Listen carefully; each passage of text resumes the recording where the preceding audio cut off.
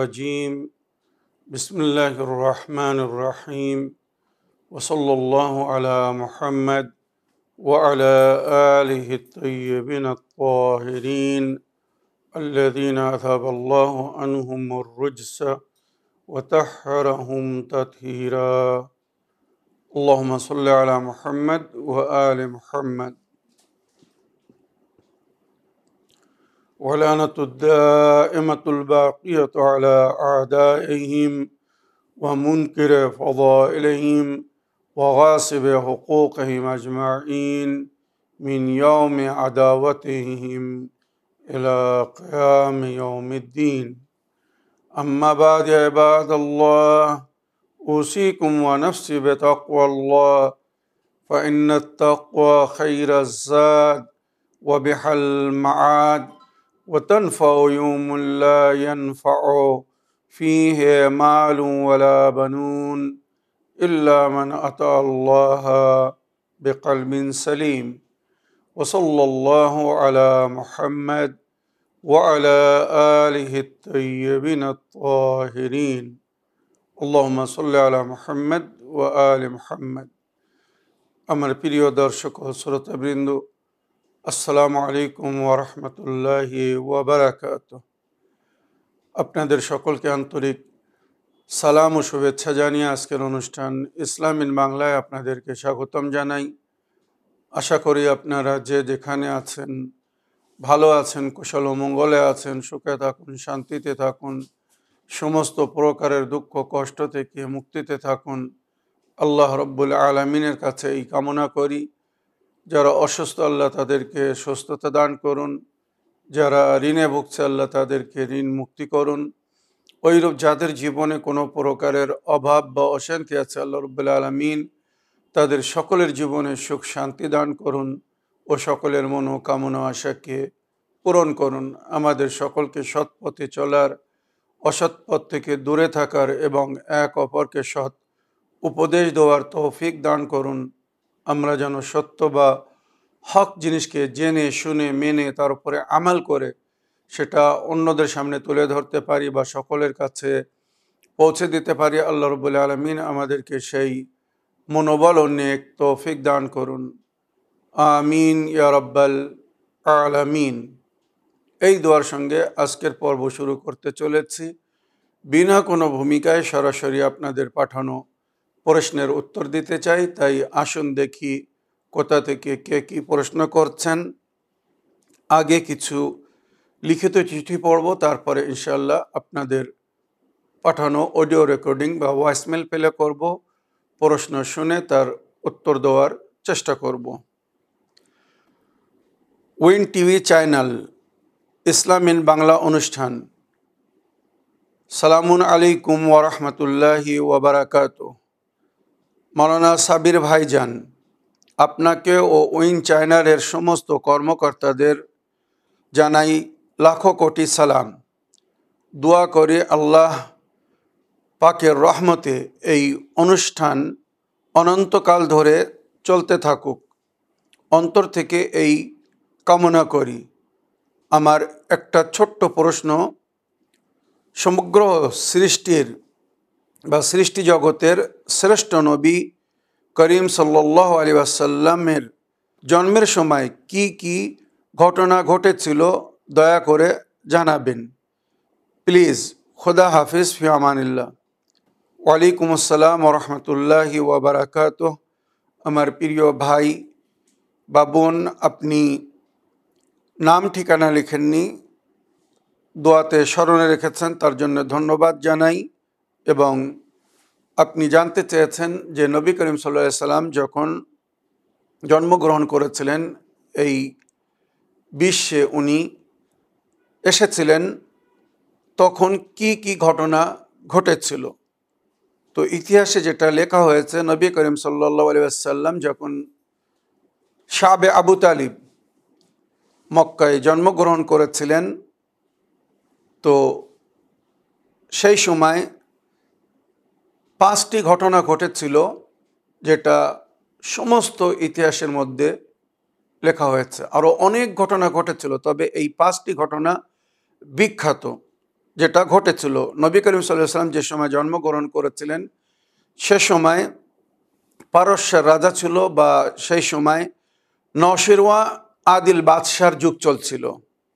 সুতরাং নওশিরওয়া আদিল নিজের ইনসাফ ও আদালতের জন্য বিখ্যাত ছিলেন। আর ওনার রাজপ্রাসাদ বিখ্যাত ছিল, যাকে এওয়ানে কেসরা বা কসরে কেসরা বলা হতো। আর সোনা দানা মণিমুক্ত দিয়ে ওই রাজপ্রাসাদ সাজানো ছিল। আর যেখানে নওশিরওয়া আদিল বাদশাহ বসত, তার মাথার ওপরে 14টি মণি বা 14টি হীরের পাথর লাগানো ছিল, যেটা চমকাতো, জগমগ করত, পুরো দরবারকে আকর্ষিত করত। মানে নিজের প্রভাব অন্যদের উপরে ফেলার জন্যে এইভাবে নিজের দরবারকে সাজিয়ে রেখেছিল। যখন নবী করিম সাল্লাল্লাহু আলাইহি সাল্লাম জন্মগ্রহণ করেছিলেন 17 রবিউল আউয়াল ভোরের সময়, যখন নবী করিম সাল্লাল্লাহু আলাইহি সাল্লাম জন্মগ্রহণ করেছিলেন, ওই পাথর বা ওই হীরের পাথর যাকে বলে, ওই হীরে বা ওখানে যে মণি লাগানো ছিল 14টি খসে পড়েছিল, যেটাকে দেখে বা শুনে ওই বাদশাহ ভয়ভীত হয়েছিল যে আজ পর্যন্ত এমন কিছু ঘটেনি, এটা ঘটার কারণ কি। এছাড়া আরও কিছু জিনিস ছিল যেগুলো ঘটেছিল। এইগুলো দেখার এবং শোনার পরে বাদশাহ চিন্তিত হয়ে জ্যোতিষীদের কাছে লোক পাঠায়, জিজ্ঞাসা করো এই বিশ্বে, এই যুগে, এই জগতে এখন যত জ্যোতিষী আছে, যারা ভবিষ্যবাণী করে বা যারা ভবিষ্যৎ সম্পর্কে জানে বা বোঝে, তাদের কাছে জিজ্ঞাসা করো যে এইগুলো কেন ঘটছে বা এইগুলো কেন ঘটেছে। তারপরে পারস্যে একটি বড় নদী ছিল, যে নদীর নাম ছিল দরিয়ায়ে সাওয়া। ওই দরিয়ায়ে সাওয়ার পানি সবাই ব্যবহার করত। হঠাৎ 17 রবিউল আউয়াল ওই দরিয়ার পানি শুকিয়ে গিয়েছিল, সব পানি মাটির মধ্যে চলে গিয়েছিল। তাছাড়া ওয়াদিয়ে সাওয়া মানে ওই নদীর পাশে চাষবাস হতো, যেখান থেকে পানি নিয়ে চাষিরা চাষ করত। হঠাৎ ওয়াদিয়ে সাওয়া শুকিয়ে গেল। আর যেটা ইতিহাসে লেখা হয়েছে, কয়েক হাজার বছর তারা চাষ করতে পারেনি, পানি ছিল না বলে তারা চাষ করতে পারেনি। এর আগে ধরে এই জিনিসটা হয়ে আসছিল। হঠাৎ সেই ওয়াদিয়ে সাওয়ায় পানি ভরে গেছে।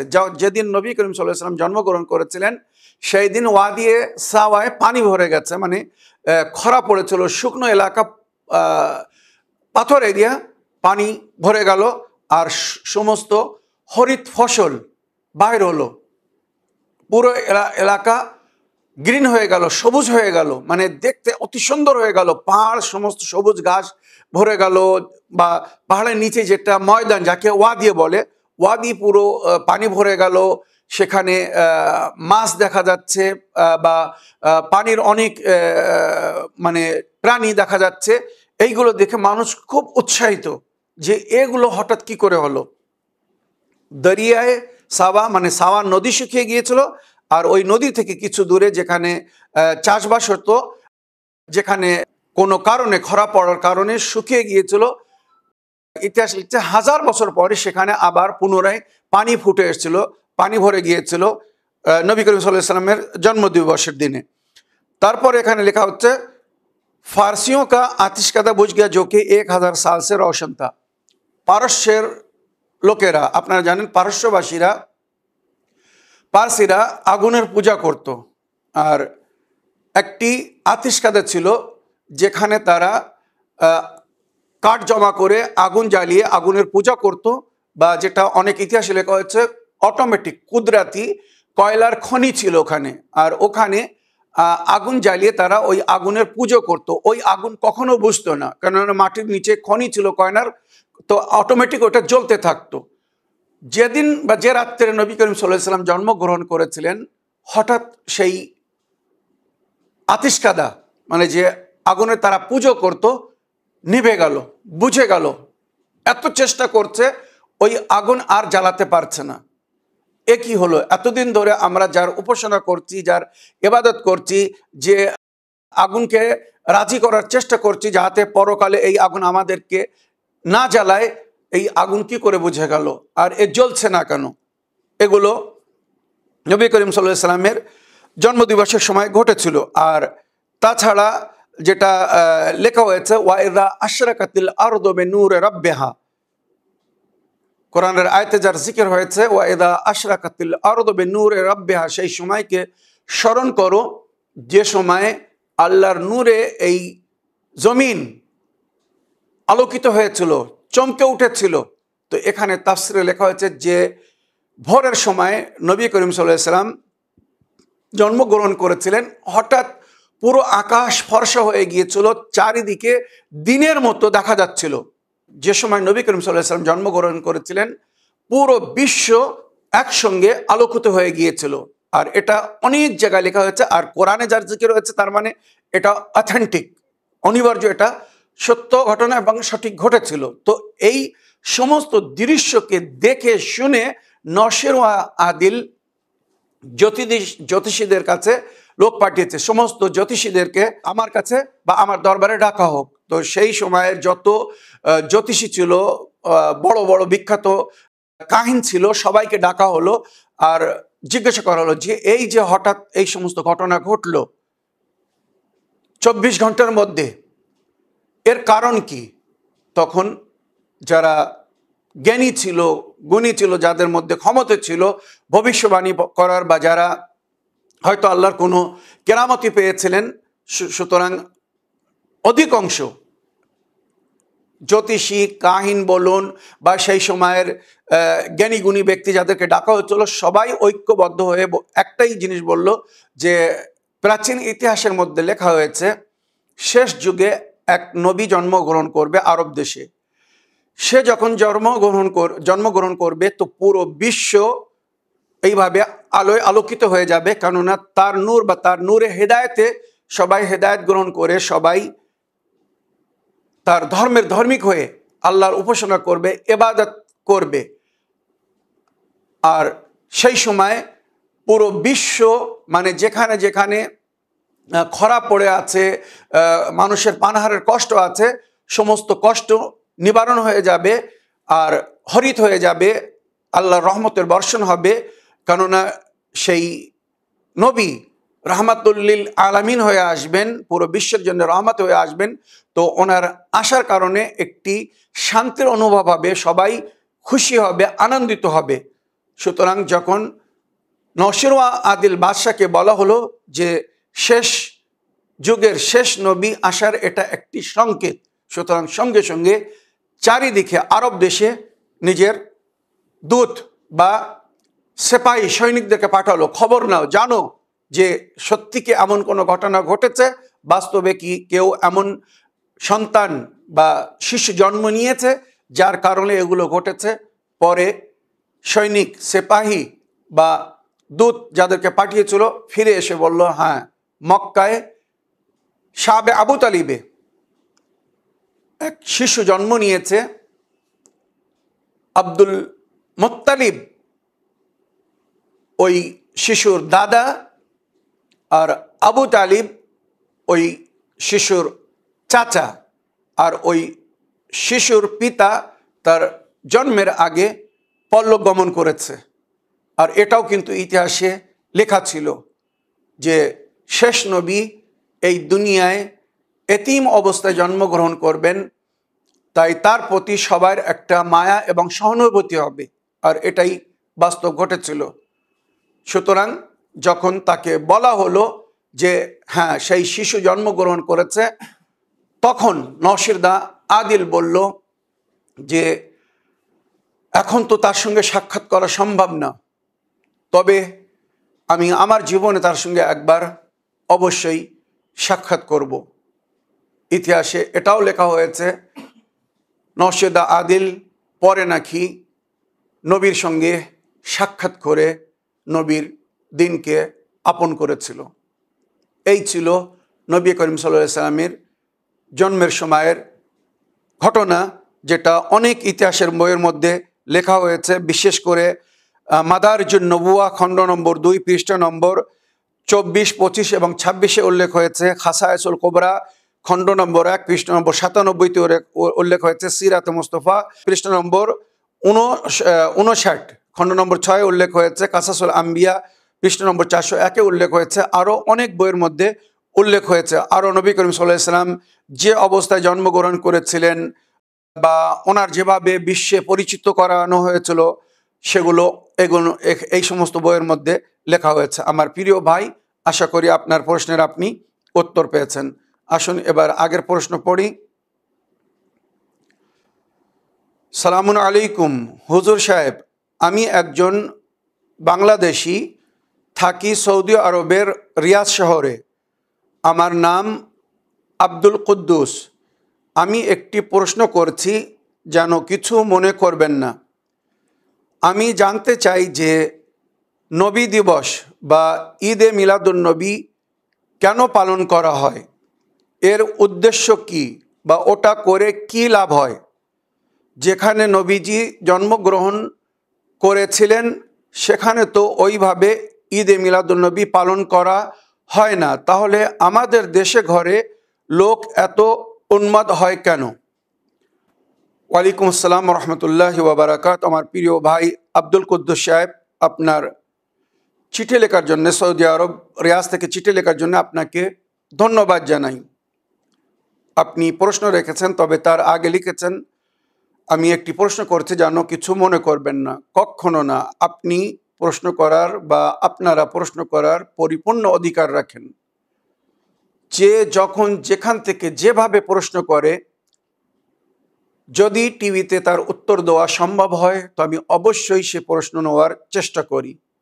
হ্যাঁ, যদি কোনো প্রশ্নের মধ্যে কোনো প্রকারের সমস্যা থাকে তখন সেগুলো অ্যাভয়েড করা হয়, ইগনোর করা হয়, বা আমি সেগুলো নিতে পারি না। আপনি সুন্দর প্রশ্ন করেছেন। আপনি জানতে চেয়েছেন যে নবী দিবস এবং ঈদে মিলাদুন্নবী কেন পালন করা হয়, এর উদ্দেশ্য কি বা ওটা করে কি লাভ, আপনি এটা প্রশ্ন রেখেছেন। আর শেষে একটা কথা বলেছেন, যেখানে নবীজি জন্মগ্রহণ করেছিলেন অর্থাৎ মক্কায়, সেখানে তো ওইভাবে ঈদে মিলাদুন্নবী পালন করা হয় না, তাহলে আমাদের দেশে ঘরে লোক এত উন্মাদ হয় কেন? মানে বলতে চাচ্ছেন বাংলাদেশে বা ভারতে মুসলমানেরা, পাকিস্তানের মুসলমানেরা এত উৎসাহিত হয়ে ঈদে মিলাদুন্নবী কেন পালন করে? তো আমার প্রিয় ভাই, আল্লাহ রাব্বুল আলামিন পবিত্র কোরআনে বলেছেন, যখন আল্লাহর রহমতের বর্ষণ হবে তোমাদের উপরে, তোমরা যখন আল্লাহর রহমত থেকে লাভবান হবে, আল্লাহর রহমতকে উপলব্ধি করবে, তো উৎসাহিত হয়ে তার শুকর আদায় করবে। অনেক আয়াতের মধ্যে আল্লাহর রহমতের জিকির হয়েছে, আর সেখানে আল্লাহ রাব্বুল আলামিন বলেছেন, আমার রহমতকে, আমার নেয়ামতকে পাওয়ার পরে উৎসাহিত হয়ে, আনন্দিত হয়ে, খুশি হয়ে শুকর আদায় করবে। প্রিয় নবীর সম্পর্কে কোরআন বলছে, ওয়ামা আরসালনাকা ইল্লা রাহমাতাল লিল আলামিন। হে আমার নবী, আমি আপনাকে পাঠাইনি কিন্তু বিশ্বের জন্যে রহমত করে। নবীর চেয়ে তো বড় রহমত আমাদের জীবনে আর অন্য কেউ নেই। তাহলে সেই নবীকে পেয়ে আমরা উৎসাহিত হব না কেন? আনন্দিত হব না কেন? শুকর কেন আদায় করব না? এবারে ভেবে দেখুন, কেন আমরা নবী দিবস পালন করি? নবী যে রহমত হয়ে এসেছিলেন, সেই রহমতকে স্মরণ করে শুকর আদায় করার জন্য উৎসাহিত হয়ে আমরা নবী দিবস পালন করি। এক। দ্বিতীয়, নবী দিবস কেন পালন করি? তো মনে রাখবেন, নবী দিবস বা ঈদে মিলাদুন্নবী পালন করার মেন উদ্দেশ্য হচ্ছে বিশ্ব জগৎকে, দুনিয়াকে ওই দিনের সম্পর্কে জানানোর জন্যে, যে আজকে যে শিশু জন্মগ্রহণ করেছিল, আজকে যে নবী জন্মগ্রহণ করেছিলেন, সেই নবীকে জানো, সেই নবীকে চেনো, সেই নবীকে মানো।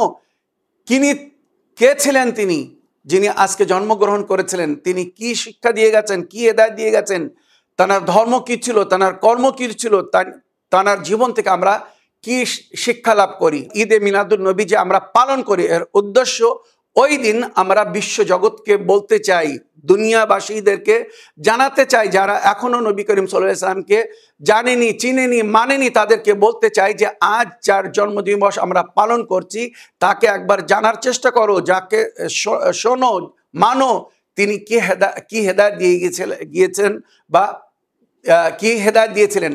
নবী করিম সাল্লাল্লাহু আলাইহি ওয়াসাল্লামের তালিমাত দুনিয়ার কাছে পৌঁছে দেওয়ার জন্য আমরা ঈদে মিলাদুন নবী বা নবী দিবস পালন করি। মনে রাখবেন, এর বাস্তবিকতা যদি জানতে চান তো আজ প্র্যাকটিক্যাল দুনিয়াকে দেখুন, বাস্তব দুনিয়াকে দেখুন। আজ বিশ্বের সবচেয়ে বেশি কোন জাতের লোক? আমি যেটা বলছি ভালো করে মন দিয়ে শুনবেন আর তদন্ত করে দেখুন আমি বাস্তব বলছি কিনা। আজ পুরো বিশ্বে কোন জাতের লোক সবচেয়ে বেশি, মুসলমান না খ্রিস্টান? তো সবাই বলবে না হুজুর, এখন পুরো বিশ্বে খ্রিস্টানদের সংখ্যা সবচেয়ে বেশি। পুরো বিশ্বে খ্রিস্টানদের সংখ্যা, খ্রিস্টানদের সংখ্যা সবচেয়ে বেশি, ঈসাইদের সংখ্যা সবচেয়ে বেশি। কেন? যারা শিক্ষিত তাদের কাছে জিজ্ঞাসা করুন। খ্রিস্টানেরা, ঈসাইরা, খ্রিস্টান, ওরা প্রতি বছর বড়দিন পালন করে। 25 ডিসেম্বর হযরত ঈসা নবী আলাইহিস সালামের জন্মদিবস পালন করে। আর কিভাবে পালন করে জানেন? আমাদের মতো ওরা, মুসলমানদের মতো ওরা অত হই হুল্লাড় করে না, ওরা ঢোল বাজায় না, কাওয়ালি করে না, জুলুস বাহির করে না। অত সীমিত জুলুস বাহির হয় ভ্যাটিকান সিটিতে বা অন্য অন্য ওদের পবিত্র স্থানে, কিন্তু আসল যে উদ্দেশ্যকে টার্গেট করে বা যে উদ্দেশ্যে ওরা ওই জন্মদিবস পালন করে, ওই দিন ওরা পুরো বিশ্বকে ইন্টারন্যাশনাল লেভেলে, মনে রাখবেন ইন্টারন্যাশনাল লেভেলে ওরা হযরত ঈসা নবীর পরিচয় করানোর চেষ্টা করে, যে আমরা যে ঈসা নবীকে ফলো করছি, যে ঈসা নবীকে আমরা মানি নিজের ধর্মগুরু রূপে বা ধর্মদাতা রূপে, ওই ঈসা নবী কত সুন্দর শিক্ষা দিয়ে গেছেন, কি সুন্দর তালিম দিয়ে গেছেন, কি বলে গেছেন কিভাবে ধর্মকে পালন করতে হবে। মানে ঈসা নবী এবং ঈসা নবীর তালিমাত, ঈসা নবীর পবিত্রতা আর তার পবিত্র শিক্ষা দুনিয়ার কাছে তারা পৌঁছে দেওয়ার চেষ্টা করে। সুতরাং তারা প্রথম থেকে সেটা জারি রেখেছে বলে আজ পুরো বিশ্বে ঈসাইদের সংখ্যা, খ্রিস্টানদের সংখ্যা বেশি। আমার প্রিয় ভাই, আপনি একটা কথা শেষে লিখেছেন, যেখানে নবীজি জন্মগ্রহণ করেছিলেন সেখানে তো ওইভাবে ঈদে মিলাদুন নবী পালন করা হয় না। এই ওয়াহাবি আন্দোলন, সালাফি যারা বর্তমানে সৌদি আরবে রাজত্ব করছে, ধার্মিক রাজত্ব বলুন আর রাজনৈতিক রাজত্ব বলুন, যেখান থেকে এরা এসেছে সেখান থেকে ঈদে মিলাদুন নবী বা নবী দিবস পালন করা বন্ধ করে দিয়েছে। তার আগে ইতিহাস তুলে দেখুন, প্রাচীন বই তুলে দেখুন, সাহাবাদের জীবন থেকে তাবেঈ ও তাবেঈ এবং ইতিহাস তুলে দেখুন। বিশেষ করে মুসলমানদের যে সমস্ত এলাকা কেন্দ্র ছিল, যেমন সৌদি আরব বলুন, মিশর বলুন, দামেস্ক বলুন, সমস্ত জায়গায় ঈদে মিলাদুন নবী পালন হতো। যুবকরা, ছেলেরা নবী করিম সাল্লাল্লাহু আলাইহি ওয়াসাল্লামের ঈদে মিলাদুন নবী পালন করতো। তারা নবী করিম সাল্লাল্লাহু আলাইহি ওয়াসাল্লামের নামে সুন্দর কাসিদাখানি করতো, নাত পড়তো, ওই নামে মিষ্টি বিতরণ করতো, ওই নামে অনেক কিছু হতো। মানে সকাল থেকে সন্ধ্যা পর্যন্ত সারা দিন নবী করিম সাল্লাল্লাহু আলাইহি ওয়াসাল্লামের জিকির হতো, নবী করিম সাল্লাল্লাহু আলাইহি ওয়াসাল্লামের তালিমাতকে আম করা হতো, নবী করিম সাল্লাল্লাহু আলাইহি ওয়াসাল্লামের শিক্ষা, নবী করিম সাল্লাল্লাহু আলাইহি ওয়াসাল্লামের সুন্নাত দুনিয়ার সামনে তুলে ধরা হতো। যেখান থেকে এই ওয়াহাবি আন্দোলন শুরু হয়েছে, যখন থেকে এই সালাফিরা রাজত্বে এসেছে, ধার্মিক হিসেবে বলুন আর রাজনৈতিক হিসেবে বলুন, এরা ইহুদিদের বা খ্রিস্টানদের ষড়যন্ত্রের শিকার হয়ে ইসলাম ধর্মের বা নবীর ধর্মের যেভাবে প্রচার হবে বা যে মাধ্যমে নবীর দিন বিস্তারিত হবে সেগুলো বন্ধ করার পরিপূর্ণ ওরা চেষ্টা করেছে আর আজও করছে। তো আমার প্রিয় ভাই, ঈদে মিলাদুন নবী আমরা কেন পালন করি? আপনার প্রশ্ন যে এই ঈদে মিলাদুন নবী কেন পালন করেন, এর উদ্দেশ্য কি, এটা করে কি লাভ? তো এর মাধ্যমে আমরা বিশ্বের কাছে, দুনিয়ার কাছে নবী করিম সাল্লাল্লাহু আলাইহি সাল্লামের তালিমাত, ওনার সুন্নাত এবং ওনার শিক্ষা, উনি যে শিক্ষা দিয়ে গেছেন দিনের শিক্ষা, সেগুলো তুলে ধরার চেষ্টা করে। আমরা সারা বছর এগুলো যে কোনো সময় করতে পারি, কিন্তু বিশেষ করে নবী দিবসে, নবীর জন্মদিবসে এইগুলো এই জন্য করি যাহাতে ওই শিশু, ওই বাচ্চা, ওই নবী যিনি আজকের দিনে এই দুনিয়া এসেছিলেন, তিনি আমাদেরকে কি দিয়ে গেছেন, কি শিক্ষা দিয়ে গেছেন, সেইগুলো দুনিয়ার সামনে তুলে ধরার জন্যে। আজ সমস্ত মুসলমানেরা ফরজ এবং সুন্নাতকে কেন পালন করছে? বিশেষ করে তারা নবীর সুন্নাতকে পালন করে কি জন্যে, তাদের উদ্দেশ্য কি, কেন তারা সুন্নাতের উপরে আমাল করে? জান্নাতে যাবে এই আশা নিয়ে তারা সুন্নাতের উপরে আমাল করছে। নবী কাদের জান্নাতের জামানত নিয়েছে? এই হাদিস শুনুন।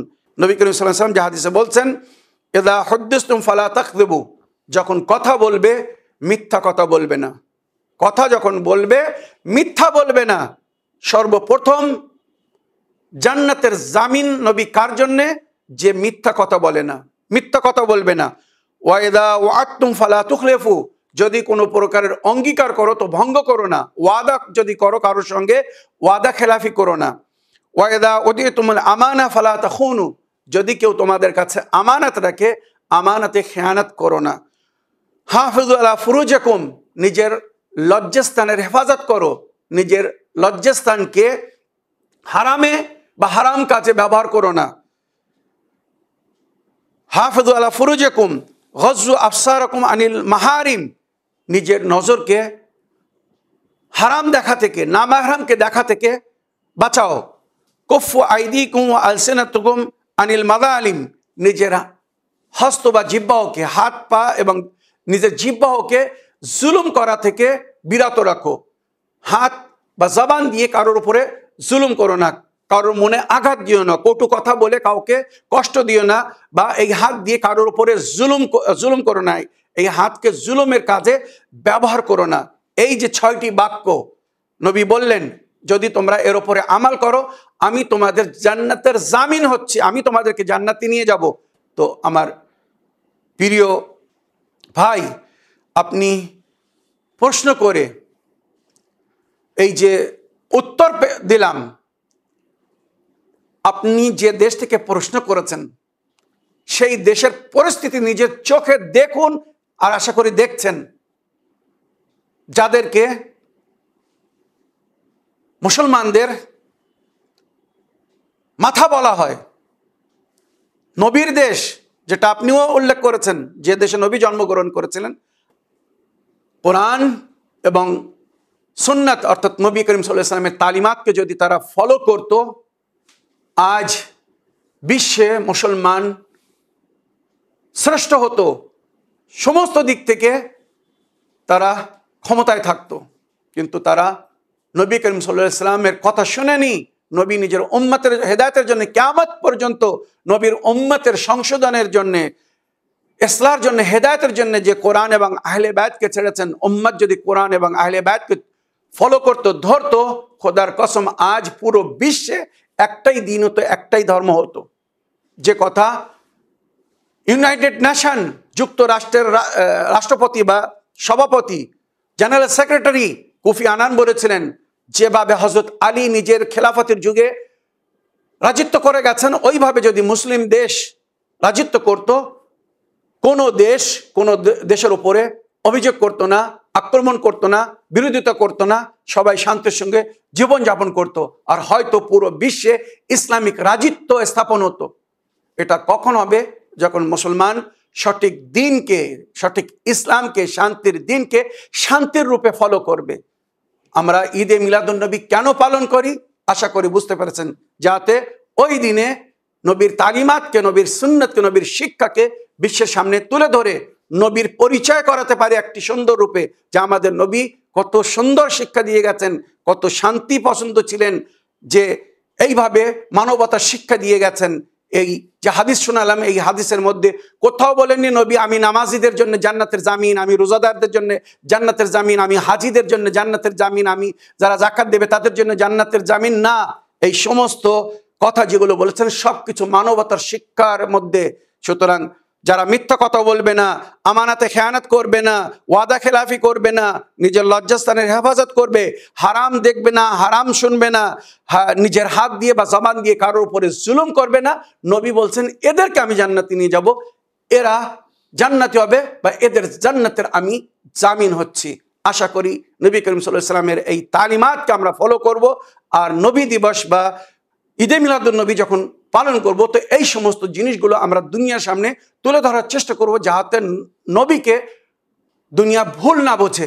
আজ মুসলমানদের ভুলের কারণে অন্যরা যারা নবীকে মানে না, তারা নবীকে ভুল বুঝছে, নবী করিম সাল্লাল্লাহু আলাইহি ওয়াসাল্লামের তালিমাতের বিরোধিতা করছে মুসলমানেরা, আর সেইগুলোকে দেখে নন মুসলিমরা বলছে এটাই যদি নবীর শিক্ষা হয়ে থাকে তাহলে এই নবীকে আর ফলো করা যাবে না বা এই নবীকে মানা যাবে না। সুতরাং কুনু লানা যাইনা ওয়ালা তাকুনু আলাইনা শাইনা, নবী ও নবীর আহলে বায়াত বলেছেন আমাদের জন্য সুসম্মানের কারণ হও, অপমানের কারণ হয় না। তোমাদের কর্মকে দেখে যেন অন্যরা আমাদের প্রশংসা করে যে কত সুন্দর শিক্ষা দিয়ে গেছেন নবী ও নবীর আহলে বায়াত এদেরকে। তোমাদের জঘন্য কাজকে দেখে, অন্যায়কে দেখে, পাপকে দেখে লোক আমাদেরকে ভুল বুঝবে আর বলবে নবীকে এই শিক্ষা দিয়ে গেছে, আহলে বায়াতকে এই শিক্ষা দিয়েছেন। আশা করি আমার প্রিয় ভাই আপনার প্রশ্নে আপনি উত্তর পেয়েছেন। এই বলে আমার আজকের বক্তব্য এখানে শেষ করলাম। ওয়া আখিরু দাওয়ানা আলহামদুলিল্লাহি রাব্বিল আলামিন। ওয়াসসালামু আলাইকুম ওয়া রাহমাতুল্লাহি ওয়া বারাকাতুহু।